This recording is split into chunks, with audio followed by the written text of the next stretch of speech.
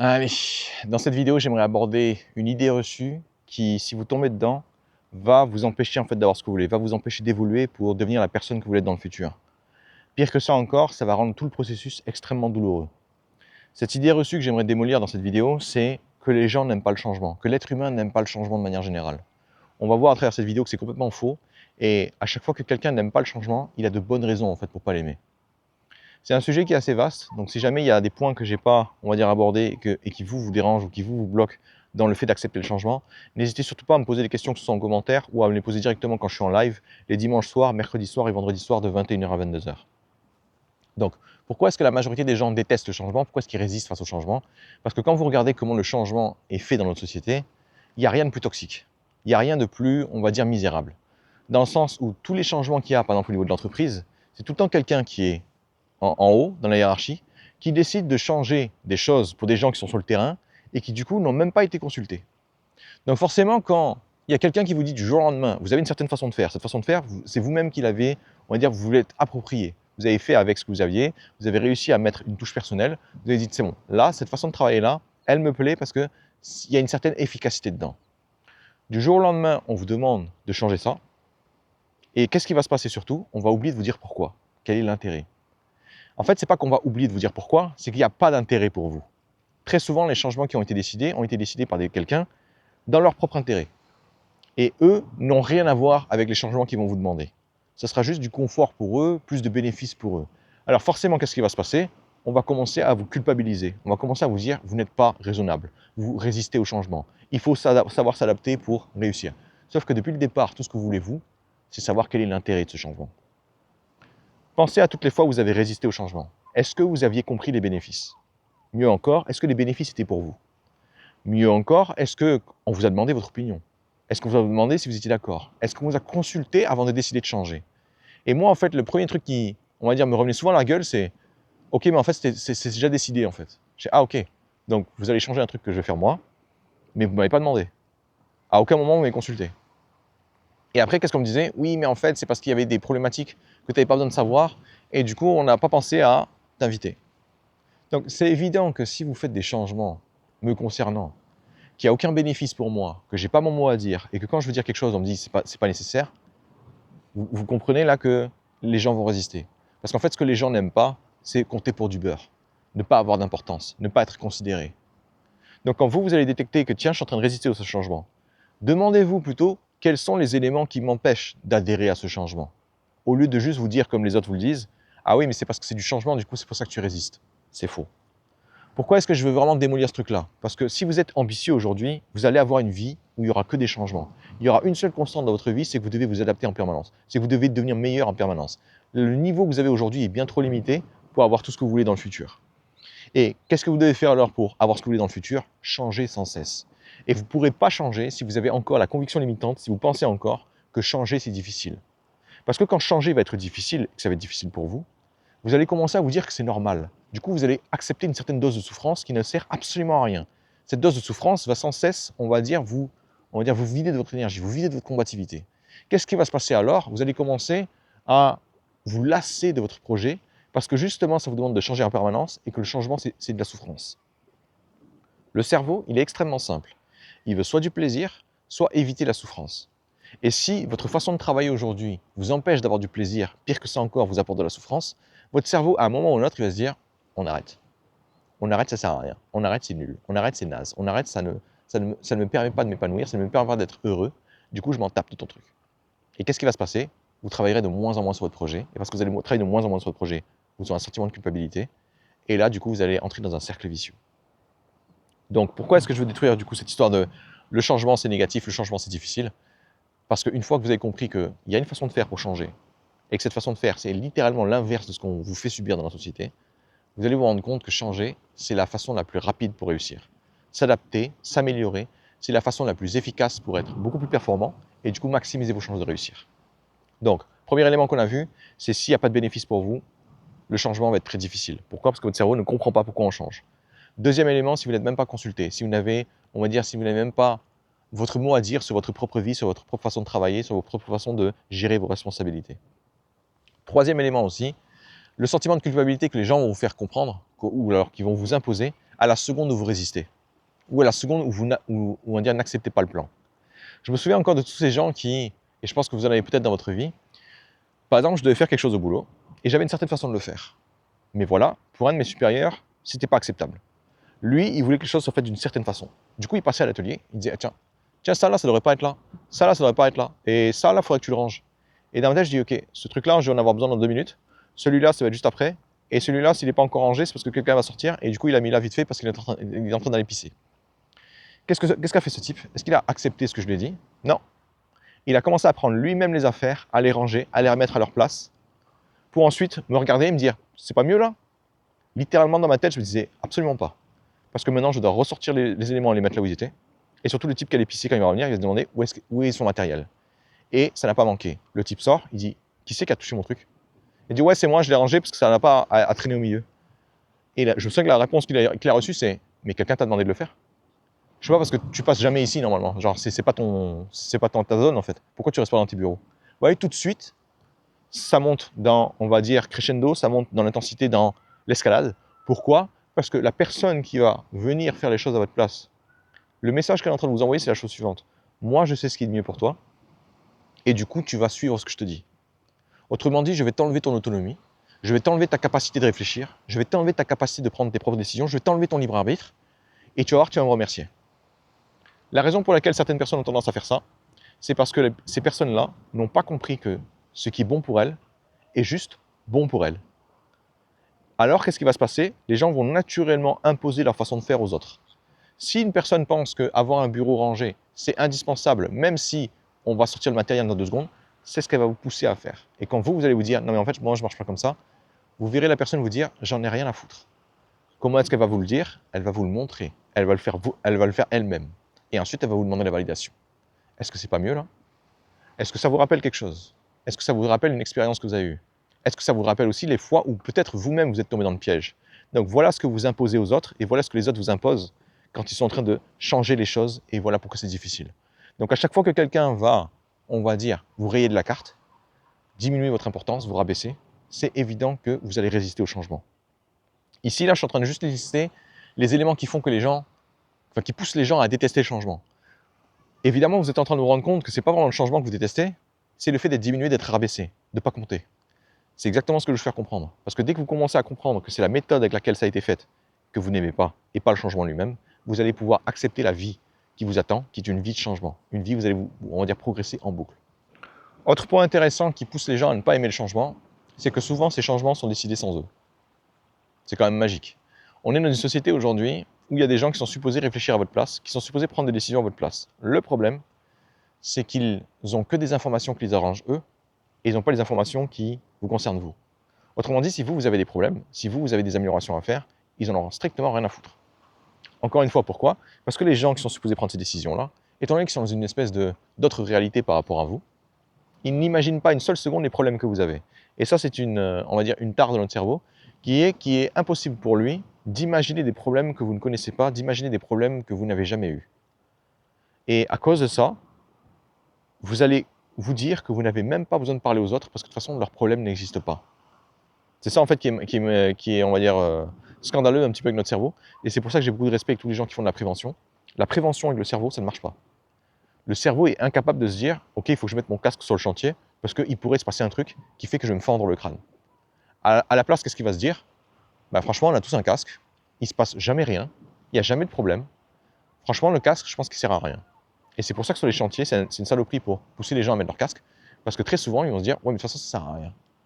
Et ce phénomène-là, ce n'est pas que les gens sont stupides, c'est que le cerveau, en fait, est câblé de cette façon-là. Soit un danger est devant lui et il doit s'en occuper, soit ce n'est pas le cas et il doit faire comme si de rien n'était. Troisième élément ici à retenir qui va vous empêcher de, on va dire, d'aimer le changement, on ne va pas vous consulter. On ne va pas, on va dire, se renseigner sur votre réalité, on va prendre des décisions pour vous.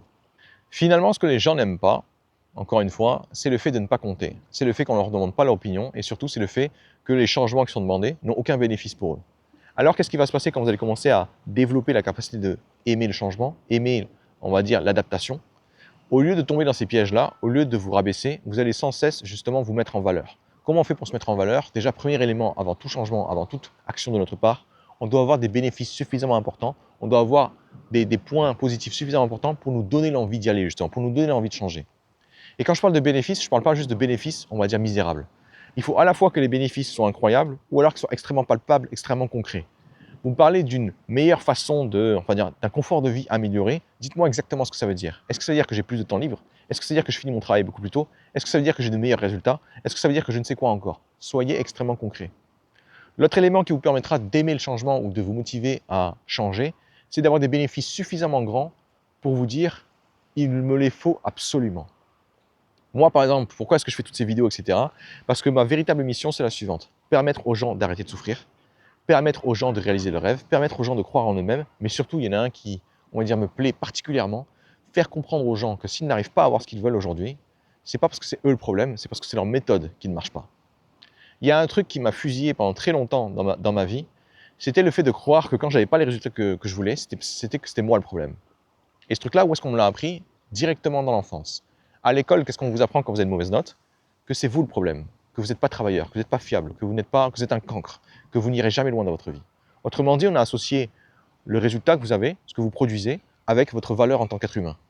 À l'inverse, quand vous avez une super note, si vous êtes quelqu'un de fiable, vous êtes quelqu'un de travailleur, quelqu'un qui est sérieux, quelqu'un qui ira loin dans la vie. Alors, qu'est-ce qui va se passer quand vous allez commencer à vous lancer dans des projets qui sont très importants pour vous, mais qui sont complètement nouveaux, que vous ne maîtrisez pas? Vous allez vous planter en boucle. Et quand vous allez vous planter en boucle, qu'est-ce que vous allez dire? Vous allez vous dire que c'est moi le problème. Et là, vous allez commencer à vous diminuer, à vous descendre. Donc, le bénéfice que moi j'ai absolument, c'est celui-là, c'est casser ce lien qui a été créé dans la tête des gens, qui est qu'ils sont le reflet de leurs résultats. Autrement dit, quelqu'un qui n'a pas de résultat est quelqu'un qui est mauvais. C'est faux. Quelqu'un qui n'a pas de résultat est quelqu'un qui est en train d'apprendre. Quelqu'un qui ne sait pas encore comment réussir. Quelqu'un qui ne sait pas encore, on va dire, comment est-ce qu'il doit y arriver, qu'est-ce qu'il doit mettre en place pour y arriver. C'est tout ce que ça veut dire. Aucun jugement de valeur sur la personne. Ce point-là est responsable de tellement de souffrance dans ce monde que si j'arrive à le régler, je peux vous assurer que tout de suite dans ma tête, je me dis, ça valait le coup. Qu'est-ce qui valait le coup? Ma vie. Si j'ai réussi à mettre en place ce truc-là, si j'ai réussi à, on va dire, l'étendre à cette personne pour que ça se propage, j'ai gagné. J'ai gagné pour moi parce que du coup, j'aurais rendu le monde meilleur concrètement. J'aurais permis à des personnes d'arrêter de souffrir inutilement. Pourquoi est-ce que aussi j'aime bien Pourquoi est-ce que je me suis aussi fixé cette mission de vouloir rendre le monde meilleur? Parce qu'il y a un truc que j'adore par-dessus tout, c'est aider les gens. Aider les gens de plusieurs façons, aider les gens à atteindre leurs résultats, c'est une chose, mais aussi les aider à comprendre que depuis le départ, toute la souffrance on va dire qu'ils s'infligent, n'a aucun sens. Quand vous vous rendez compte que l'être humain ne naît qu'avec deux peurs à la naissance, qui sont les bruits forts, c'est pour ça que quand il y a un bruit fort, une explosion, je ne sais quoi encore, vous êtes obligé de vous retourner, et la deuxième peur que vous avez, c'est le fait de tomber de haut, donc de vous faire mal. Toutes les autres peurs que vous avez, la peur de l'échec, la peur d'être rejeté, la peur de ne pas avoir de valeur, la peur de ne pas être écouté, la peur de je ne sais pas quoi encore, tous ces éléments-là sont des peurs qui ont été créées. Autrement dit, on vous a appris à avoir peur, on vous a éduqué dans la peur, on a fait en sorte que vous soyez un peu plus malléable. Donc quand les gens en fait arrivent à démonter, à se séparer de peurs qu'on leur a inculquées, tout de suite ils se sentent beaucoup plus à l'aise, ils s'autorisent à échouer, ils s'autorisent à vivre leur vie, ils s'autorisent à expérimenter, plutôt que de vivre une vie qui n'est pas la leur. Ce truc-là, pour moi, il est monstrueux parce que c'est ce qui m'a motivé moi aussi, on va dire, à avoir la vie que j'ai aujourd'hui. Donc, premier élément que vous devez absolument mettre en tête pour aimer le changement, avoir des bénéfices suffisamment conséquents, des bénéfices qui vous donnent suffisamment envie pour justement vous dépasser, pour justement devoir changer. Deuxième élément qui vous permettra d'adopter le changement, de vous dire changer est une excellente chose. En fait, quand vous allez changer, une partie de vous va automatiquement se focaliser sur le négatif, va automatiquement se focaliser sur les risques. Autrement dit, votre attention va se focaliser sur les éléments qui sont négatifs, comme « Ok, je ne sais pas où je mets les pieds, ça va être une période d'incertitude, je ne suis pas sûr d'y arriver, je ne suis pas sûr que ça va marcher, et si ça ne marchait pas comme je voulais, et si ça prenait beaucoup plus de temps ?» En fait, quand vous mettez votre attention sur le négatif, vous allez l'amplifier, vous allez le grossir dans votre tête. La petite bosse qui est devant vous se transforme tout d'un coup en une montagne infranchissable.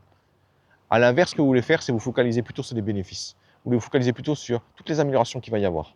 Qu'est-ce qui s'est passé pour moi quand j'ai accepté de me dire « Ok, il faut que je change, il faut que je m'améliore ». J'ai commencé à me dire tous les problèmes que je n'aurais plus. Je n'aurais plus, on va dire, cette peur immense de faire des choses nouvelles. Pourquoi? Parce que si je veux avoir des objectifs ambitieux, si je veux courir après, je vais faire des choses nouvelles tout le temps. Et l'exercice qui m'a aidé, c'est de m'imaginer qui j'étais dans le futur, 5 ou 10 ans plus tard, et de me dire, est-ce que j'aurai les mêmes peurs? Est-ce que j'aurai les mêmes lacunes? Évidemment que non. Personne n'a envie de rester limité, de rester apeuré dans le futur. Alors qu'est-ce qui se passe? Je commence à m'imaginer dans le futur, imaginer toutes les qualités que je vais avoir, et ensuite je vais me poser la question suivante, En quoi est-ce que le fait de changer aujourd'hui, en quoi est-ce que le fait de me lancer dans quelque chose qui est ambitieux aujourd'hui me permettra de développer toutes ces qualités? La première qualité qui me venait, c'est je ne veux plus avoir peur de l'échec. Au contraire, je veux être content d'échouer parce que ça veut dire que j'apprends. Comment on fait pour avoir cette qualité dans le futur? On revient dans le présent et on se dit je vais échouer en boucle. Je vais me lancer dans des projets en balle pour justement échouer en boucle. Et à chaque fois que je vais échouer, au lieu de me concentrer sur l'échec, sur la perte, sur le fait de ne pas avoir atteint le résultat que je voulais, je vais me focaliser sur les apprentissages. Qu'est-ce que j'ai appris de nouveau? Qu'est-ce que j'ai compris? Qu'est-ce que je peux essayer de nouveau et qui va peut-être pas marcher, mais qui me permettra justement à terme de me rapprocher de ce que je veux. Autre qualité que j'avais, c'est je vais avoir la capacité phénoménale de, on va dire, m'améliorer à une vitesse incroyable. Comment est-ce qu'on fait ça? Au lieu de, on va dire, essayer de vaguement faire quelque chose et espérer très fort que ça marche, on commence à se dire, je vais essayer d'aller le plus vite possible. Et quand vous allez essayer d'aller le plus vite possible, vous n'allez pas mettre votre attention sur qu'est-ce qui me pourrait me permettre d'aller plus vite. Vous allez d'abord mettre votre attention sur qu'est-ce qui m'empêche d'avancer tout court. Qu'est-ce qui me ralentit aujourd'hui? Et vous allez voir 9 fois sur 10 que le problème que vous avez, c'est que vous avez peur. Vous avez peur de ne pas réussir. Vous avez peur que les gens, on va dire, se disent que vous n'êtes pas légitime, que vous n'êtes pas la bonne personne pour faire ça, pour ce projet ambitieux, que vous n'avez pas les capacités, que vous n'avez pas, on va dire, l'expérience, la légitimité, ou je ne sais quelle autre peur que vous pourriez inventer à ce moment-là. Qu'est-ce qui se passe alors? Quand on fait quelque chose de nouveau, vous allez faire attention à toutes vos peurs et vous allez les désamorcer au fur et à mesure. Par exemple, vous me dites, j'ai peur de ne pas être légitime, j'ai peur de ne pas être la bonne personne pour faire ce que je m'apprête à faire parce que c'est nouveau. Comprenez à quel point c'est stupide. Comment vous voulez être légitime sur un truc qui est nouveau alors que vous ne l'avez jamais fait? Comment est-ce que vous voulez être à l'aise avec un truc que vous n'avez jamais fait alors que vous ne l'avez jamais fait? En fait, ce qui va se passer avec la peur, ça qui est marrant, c'est qu'elle tient sur rien. La peur tire sa puissance de l'inconnu, du vague. Le simple fait de se dire, oui, mais et si j'étais pas la bonne personne? Ok, ça a l'air effrayant. Puis d'un coup, vous commencez à confronter votre peur, vous lui rentrez droit dedans. Et vous vous rendez compte qu'il n'y a rien. Qu'en fait, ça n'a aucun sens. Et le jour où vous comprenez que la peur, de toute façon, n'est pas logique, elle est juste émotionnelle, la peur se déclenche automatiquement quand vous faites quelque chose qui est nouveau. Pourquoi? Parce qu'encore une fois, votre cerveau, il est câblé pour votre survie, pas pour votre épanouissement. Alors tout ce qui est nouveau pour lui est associé à du danger. Il ne sait pas ce qui va se passer, il ne sait pas si vous allez perdre un bras ou je ne sais quoi encore. Qu'est-ce qu'il fait alors? Il va essayer de vous dissuader. Et la meilleure façon de vous dissuader, c'est de vous envoyer des peurs extrêmement vagues. Qu'est-ce qui s'est passé à ce moment-là? Je me suis dit la chose suivante. Le gros bénéfice que je vais avoir, c'est que je vais pouvoir confronter toutes mes peurs. Même les pires, même celles que je n'ai pas envie d'aller voir. Et c'est ce qui se passe en fait quand vous allez, on va dire, courir après vos rêves, courir après un projet ambitieux. Vous allez être forcé de faire face à vos peurs, de faire face à vos éléments qui vous empêchent d'y aller franchement. Pourquoi? Parce que vous allez vite vous rendre compte que la barre est assez haute et qu'on a passé, on va dire, toute votre vie, vous avez passé toute votre vie à être limité par les autres, à être limité par des règles imaginaires qui vous ont été inculquées parce que ce serait bien que vous fassiez ce que les autres veulent que vous fassiez. À la seconde où vous comprenez ça, vous vous rendez compte que le changement est permanent, non seulement au niveau des résultats que vous allez avoir, donc au niveau de l'extérieur, mais aussi à l'intérieur, au niveau des peurs que vous allez pouvoir détruire. Donc, focalisez-vous sur ce que vous allez gagner, plutôt que sur ce que vous allez perdre. Imaginez une vie sans avoir peur de l'échec. Imaginez une vie sans avoir peur de vous lancer dans quelque chose de nouveau. Imaginez une vie sans avoir, on va dire, le besoin d'être légitime alors que vous n'avez même pas commencé. Vous imaginez à quelle vitesse vous allez aller vite? C'est justement le but de cette vidéo. Vous devez embrasser le changement, vous devez embrasser les règles du jeu, vous devez embrasser que, on va dire, tout le confort qu'on vous a poussé à, on va dire, à adopter, à croire que vous en avez besoin pour vivre, finalement, ce ne sont que des, on va dire, que des illusions pour, on va dire, que vous soyez dans le confort, pour que vous soyez, on va dire, pour que vous vous contentiez de ce que vous avez actuellement. À l'inverse, quand vous allez voir que le changement, certes, c'est inconfortable au moment où ça arrive, mais les bénéfices derrière sont tellement phénoménaux, sont tellement incroyables, que vous allez justement vous dire, mais qu'est-ce que j'attendais avant de faire ça? Troisième point qui vous permettra aussi d'aimer le changement, c'est commencer à vous rendre compte que toutes les fois dans votre passé où vous avez eu de meilleurs résultats, où vous avez eu, on va dire, une situation plus intéressante pour vous, c'est quand vous avez osé changer, c'est quand vous avez osé prendre un risque. Toutes les fois où les personnes me disent, ok, ben, tu vois, là, je suis content d'avoir ma compagne, je suis content d'avoir ma petite amie ou je ne sais quoi encore, et à chaque fois, je leur dis, ok, mais comment tu as réussi à faire ça? Qu'est-ce qui s'est passé à ce moment-là? Ben, à ce moment-là, c'était un peu un coup de folie, j'ai décidé de me lancer, j'ai décidé de prendre le risque. Et c'est ça, en fait, le changement. Vous allez prendre le risque. Vous allez prendre le risque, faire du mieux que vous pouvez pour que ça marche, et ensuite, si ça ne marche pas, qu'est-ce qui se passe? Tant pis, j'ai appris. Je comprends que j'ai mal géré le truc. Je comprends que je n'ai pas posé les bonnes questions à la personne pour savoir si on était compatible. Du coup, qu'est-ce qui va se passer la prochaine fois? Vous serez mieux armé, vous serez mieux préparé. Donc, qu'est-ce qui va se passer en fait à ce moment-là? Vous allez commencer à associer le changement qui a eu lieu dans votre passé avec que des trucs bénéfiques. Et je ne parle pas de changements que vous avez subis, mais de changements, enfin du moins pas que, mais aussi de changements que vous avez décidés. Décidés évidemment plus ou moins de façon confortable. Pourquoi? Parce qu'on n'est jamais prêt franchement à changer, du moins surtout quand on n'est pas préparé pour, quand on n'a pas été, on va dire, quand on n'a pas été, on va dire, façonné pour justement accepter le changement. Encore une fois, pourquoi est-ce que je veux que vous redéfinissiez le changement? Pourquoi est-ce que je veux que vous appréciez ça? Parce que si vous avez des objectifs ambitieux aujourd'hui, ou même des objectifs que vous ne pouvez pas atteindre encore aujourd'hui, ils n'ont pas besoin forcément d'être très très ambitieux, vous allez devoir changer. Et vous n'arriverez jamais à changer si vous avez encore la conviction limitante que changer c'est douloureux, que changer c'est mal, que changer ça va vous faire du mal. A l'inverse, je veux que vous voyez le changement comme quelque chose de purement positif.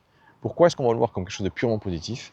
Parce que si les gens ont réussi à vous faire avaler que c'était que du négatif, que c'était que difficile, alors moi, je peux m'autoriser à faire l'inverse. Pourquoi est-ce que je vais faire l'inverse encore une fois? Parce que j'ai des objectifs. Ce n'est pas tellement est-ce que c'est vrai ou pas de dire que c'est positif ou négatif, ça on s'en tape de la vérité. Nous, ce qui nous intéresse, c'est où est-ce que je vais aller dans le futur. Ok, dans le futur, je vois que je veux des choses que je ne peux pas avoir aujourd'hui parce que je ne sais pas comment le faire. Ok, du coup, je suis obligé de changer, je suis obligé de m'adapter, je suis obligé de devenir meilleur. En acceptant ça, en comprenant ça, la meilleure chose à faire pour moi, pour changer et pour m'adapter, c'est de partir du principe où le changement est quelque chose de bénéfique en majorité. Premier élément alors que vous allez mettre en place. On a vu précédemment que ce qui empêchait les gens d'accepter le changement, c'était le manque de sens. Premier élément que vous allez mettre en place, évidemment, le sens. En quoi est-ce que c'est bénéfique pour vous de changer? Quels sont les bénéfices que vous souhaitez avoir? Bénéfices, encore une fois, vous devez viser des bénéfices qui sont extrêmement élevés. Ne me parlez pas de « alors si j'ai un meilleur boulot, je serai mieux payé ». On s'en fout. Sincèrement, on s'en fout. Oui, c'est cool d'avoir plus d'argent. Moi, ce qui va m'intéresser, c'est maintenant que tu as plus d'argent, tu fais quoi avec cet argent supplémentaire? Bah tiens, je vais pouvoir arrêter de faire les courses en regardant combien il me reste sur mon compte en banque. Je vais arrêter on va dire, de m'inquiéter de est-ce que je vais finir le mois ou pas et refaire ce cycle tous les mois. Je vais arrêter de me prendre la tête sur est-ce que j'ai le droit de me faire plaisir ou pas. Vous voyez, c'est tous ces bénéfices-là, en fait, qui viennent après. Et comment vous faites pour trouver des bénéfices d'ordre plus important, des bénéfices qui sont beaucoup plus majeurs? Vous allez dire, OK, vous allez partir du bénéfice ridicule que vous avez commencé à identifier. Et ensuite, vous allez dire, OK, maintenant que j'ai ce bénéfice-là, ça m'ouvre quelle porte? C'est quoi les conséquences? Et une fois que je passe cette vie à ne plus m'inquiéter de ce qu'il y a sur mon compte en banque, à ne plus m'inquiéter de est-ce que je vais pouvoir réussir à finir le mois, à m'inquiéter de est-ce que je vais pouvoir me faire plaisir ou pas. Imaginons que j'ai plus ce problème-là. Qu'est-ce qui se passe? Je commence enfin à profiter de la vie. Je commence enfin à vivre ma vie plutôt que de survivre. Et là, du coup, vous commencez à partir sur des bénéfices qui sont un peu plus intéressants. Premier élément, pour tout changement que vous devez faire, pour tout changement que vous devez adopter, quel est le bénéfice? Qu'est-ce que je vais en retirer? Vous devez absolument lister concrètement, volontairement, les bénéfices les plus importants pour vous. Pourquoi? Parce que vous devrez garder ces bénéfices en tête pendant tout le processus où vous allez changer. Pourquoi? Parce qu'effectivement, ça va être difficile, mais pas difficile dans le sens douloureux, ça va juste être inconfortable. Et l'inconfort, ce n'est pas de la souffrance. Aujourd'hui, si vous souffrez dans l'inconfort, c'est parce que vous imaginez que vous ne devriez pas être dans l'inconfort. Vous imaginez que ce n'est pas normal. Ce n'est pas normal uniquement pour quelqu'un qui ne vise pas à s'améliorer, qui n'a pas d'objectif ambitieux.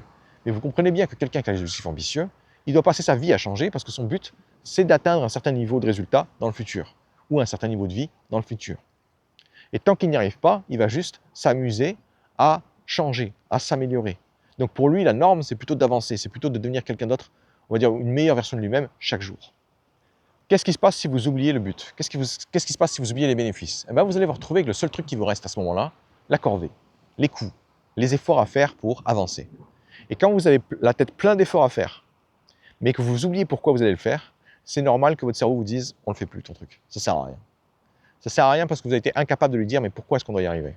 Et ça, c'est ce qui se passe justement quand on dit que les gens ont la tête dans le guidon. Ils n'ont plus de recul, ils sont juste focalisés sur ce qu'ils ont à faire là, au lieu de s'imaginer en fait pourquoi je fais ça déjà. Et si vous ne faites pas attention à ça, tous les projets que vous allez avoir, même les projets qui soi-disant vous permettront de réaliser vos rêves, vont vous saouler. Je pense que vous avez déjà tous, on va dire, vous êtes tous déjà lancés dans une activité, vous dire ouais c'est bon, je vais faire ça toute ma vie, je vais en faire une habitude, etc. Et 3 semaines plus tard, vous n'en faites plus du tout, voire même vous n'y pensez plus du tout. Ben, qu'est-ce qui s'est passé à ce moment-là? Vous avez arrêté de penser aux bénéfices. Vous avez arrêté de penser à la personne que vous serez dans le futur grâce à cette activité. Donc, soyez vraiment obsédés par vos bénéfices, notez-les quelque part, relisez-les, on va dire religieusement. Avant chaque activité, repensez-y, avant justement de commencer à passer la tête dans le guidon. Deuxième élément que vous devez mettre en place pour commencer à aimer le changement. Au lieu de vous focaliser sur le négatif, au lieu de vous focaliser sur les coûts, au lieu de vous focaliser sur les difficultés que vous allez traverser, vous allez faire en fait la réalisation suivante. Ce qui vous a permis d'arriver là où vous êtes ne vous permettra pas d'aller plus loin. Tout ce que vous avez réussi à faire jusque-là vous a donné les résultats maximaux. Vous ne pourrez pas aller plus loin en faisant plus de ce que vous faites aujourd'hui. C'est pour ça en fait que quand vous faites ce que vous faites aujourd'hui, les résultats sont à peine meilleurs. Autrement dit, le rendement est décroissant. Vous allez faire 10 fois plus d'efforts pour peut-être avoir 2 fois plus de résultats. C'est plus rentable. Qu'est-ce qu'il faut faire à ce moment-là pour passer à un niveau supérieur? Il faut radicalement changer votre façon de voir les choses, radicalement changer votre approche. Par exemple, imaginons je prends quelqu'un qui a peur de l'échec.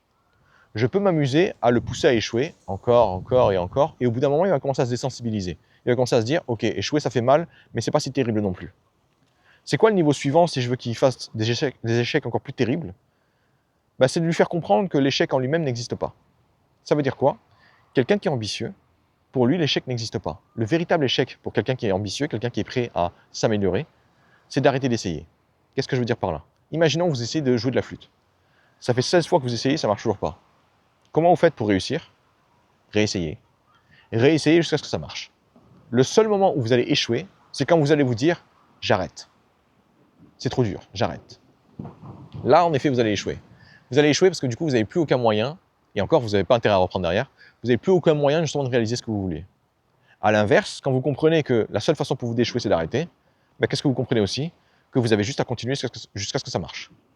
Qu'est-ce qui va vous faire souffrir ici, éventuellement? C'est que vous auriez aimé que ça marche beaucoup plus vite. Vous auriez aimé que ça marche avant une certaine date, parce que ça correspondait à votre anniversaire et que vous auriez bien voulu, on va dire, apprendre à faire de la flûte avant votre anniversaire. Autrement dit, vous vous êtes créé une date imaginaire, vous êtes créé un seuil imaginaire.